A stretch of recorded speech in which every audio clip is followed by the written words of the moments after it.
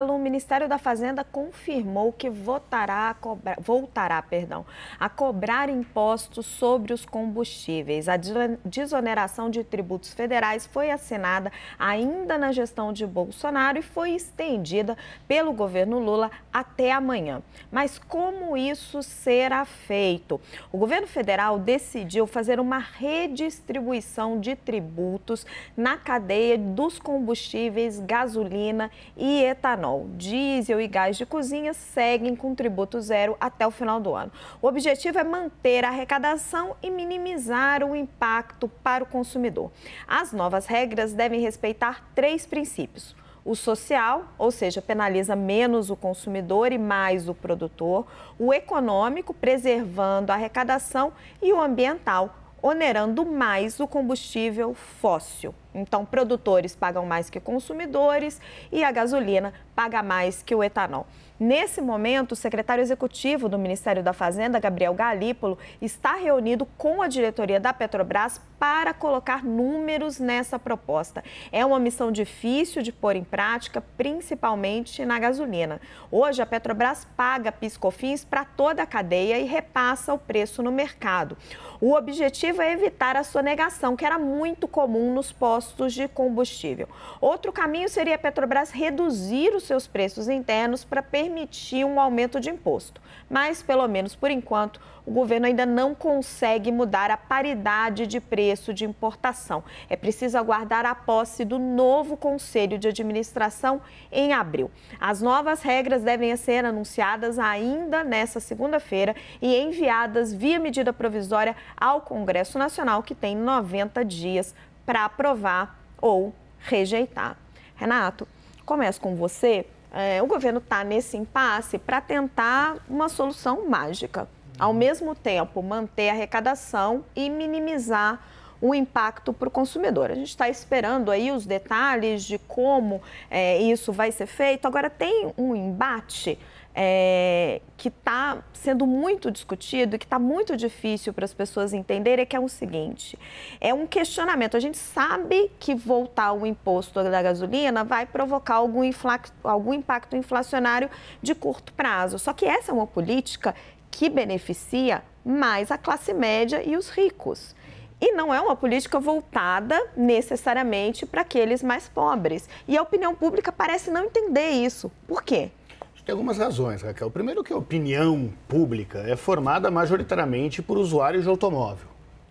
Né? O que forma a opinião pública, os tuiteiros todos, a galera que escreve efetivamente nas redes sociais com mais força.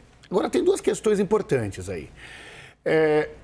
O combustível onera mais um eleitor bolsonarista. O gás de cozinha, mais uma eleitora do Lula. Sem absolutamente nenhum juízo de valor, os eleitores do Lula são mais pobres do que os eleitores bolsonaristas. E quem pode efetivamente atrapalhar o primeiro ano do governo Lula são os caminhoneiros. E o que dá o maior impacto na inflação é o gasto que os caminhoneiros poderiam trazer, assim, aumentando toda a cadeia de produção. Não, a gasolina, na verdade, ela tem um impacto direto no IPCA. Então, até por isso, eles têm essa tendência a tentar reduzir. O diesel, sim, tem esse impacto de frete ao longo do tempo em toda a cadeia que você está assim, mencionando. No índice inflacionário, a gasolina pesa bastante, Exato. Porque fala para esses consumidores. No impacto geral na inflação, Exato. Que se dá pela cadeia, o diesel segura um pouco as pontas. Por que isso é importante, Raquel? Porque não adianta você controlar a inflação de alimentos ou ter a nova política do Bolsa Família se na hora de ter o gás para comprar essa comida, o gás está mais caro e a comida ficou mais caro por conta do frete que aumenta. Então, uma política clara de fortalecer políticas econômicas para os mais pobres. Essa isenção está mantida até o final do ano, né? Gás de cozinha e diesel. O que vai ser reonerado é a gasolina, exatamente, Joel, o que pega no eleitor bolsonarista. Por que as pessoas têm essa dificuldade de entender quem é pobre no Brasil? Eu acho que a dificuldade, Raquel, é o seguinte, quando você desonera um imposto, não está claro que alguém está pagando mais por isso, né? Você está vendo quem está sendo beneficiado, quem está pagando menos no combustível. Em alguma medida, todo mundo depende de combustível de alguma maneira, seja a pessoa que usa um transporte público, seja a pessoa que tem o carro dela. O que não se vê é, primeiro, proporcionalmente, as pessoas que usam transporte privado são muito mais beneficiadas com a desoneração do que quem usa o transporte público. E tem a outra ponta. Tudo aquilo que o Estado não vai poder fazer, tudo aquilo que ele não vai poder pagar, porque ele resolveu conceder uma desoneração dos impostos. Então você teve um benefício distribuído pelas várias classes da sociedade, mas que vai desproporcionalmente para quem é mais rico, quem tem o consumo mais intensivo do combustível ali no seu transporte, ao mesmo tempo que o custo são coisas que o Estado deixou de fazer e que não vai ser visto com uma relação muito direta com aquele corte de impostos, com aquela desoneração. Nisso, some outras variáveis aí. O impacto, por exemplo, ambiental dos combustíveis, que agora o governo parece estar olhando. Some-se também os diferentes tipos de combustível e diferentes usos, como o Renato levantou, diferentes classes que os consomem.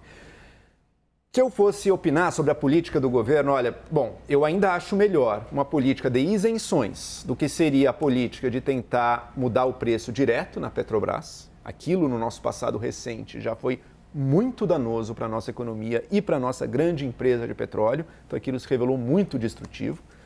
Ainda assim, considero que as desonerações, no final das contas, não valem a pena do ponto de vista de bem-estar da sociedade, mas entendo que politicamente talvez sejam inevitáveis, porque ninguém gosta de encher o tanque do carro e ver que o preço deu um salto de um dia para o outro. Então, politicamente, o governo acaba ficando um pouco com as mãos atadas, mas eu sinceramente quero ver quanto o governo vai conseguir economizar, o quanto ele vai conseguir melhorar no resultado fiscal dessa desoneração. Até o fim do ano, mantido tudo como estava, até o fim do ano seriam mais cerca de 30 bilhões de reais, né? Fora os 20 e poucos que já foram nesse início de mandato. Eu quero saber o seguinte, ok, vai manter do diesel, vai manter do gás, vai dar uma desoneração nova para o etanol. De quanto vai ser o ganho fiscal disso? Pode ser que ele perca todo o ganho fiscal de uma ponta concedendo para outras. Não sabemos ainda. Hélio, qual que é a sua avaliação sobre essa política? Essa desoneração deveria ser revertida para melhorar as contas públicas ou deveria ser mantida? Raquel, mais imposto é sempre ruim. Quem paga a conta é sempre o brasileiro. E no caso, na minha opinião, eu acho que eu divido um pouco de vocês, o pobre paga mais. Então, aumentar imposto é muito ruim. Agora, o governo quer gastar muito, promete um déficit público. O pior cenário é você ter déficit.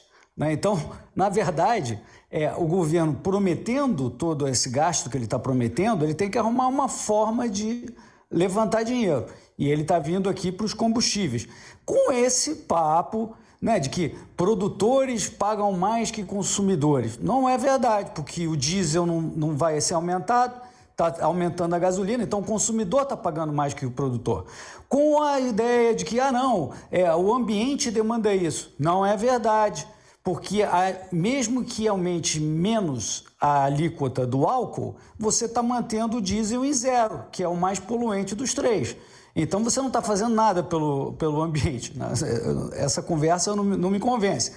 Né? Então, em resumo, Raquel, não aumentar imposto é bom, mas desde que você não esteja fazendo um déficit público, porque no fim das contas, o governo não cria dinheiro, ele vai ter que tirar de algum outro lugar, punir algum outro pagador de impostos, geralmente o mais pobre, e então vai dar no mesmo. Então, por aí. Mas você escapou da pergunta, Hélio, porque se não aumentar imposto, aumenta o déficit público.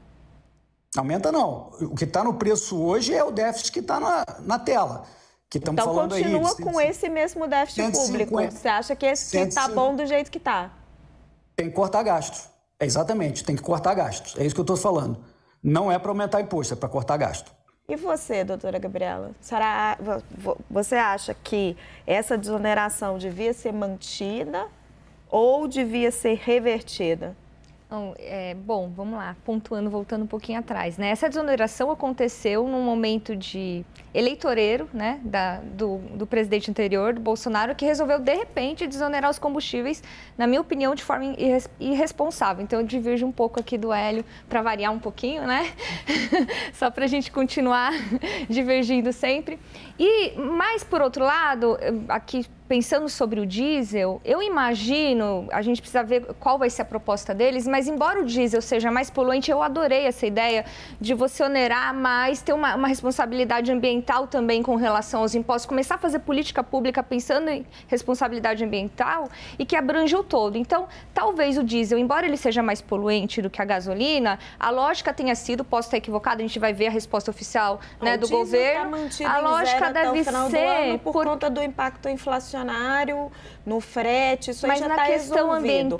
A questão ambiental, a gente está discutindo gasolina e etanol. Não, sim, mas só para eu falar por que o diesel, estou respondendo aqui o Hélio. Por que talvez o diesel não se tenha mexido ainda? Porque o diesel é, hoje, o grande combustível do transporte público. Também, do transporte de carga, das ferrovias, dos caminhões que transportam produtos alimentícios. Então, pela lógica de onerar menos o consumidor, né, os ônibus, o transporte público, ele é alimentado pelo diesel. Então, também faria sentido, neste momento, não que eu não acho que tem que onerar o diesel também. Para mim, tem que onerar tudo e a gente tem que, por exemplo, já que vamos pensar em políticas ambientais, vamos pensar em desonerar os carros elétricos, os produtos, né, o transporte público, investir mais em ferrovias, enfim, acho que já é um caminho.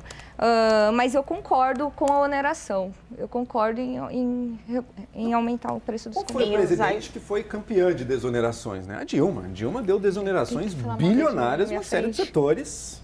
Deu no que deu.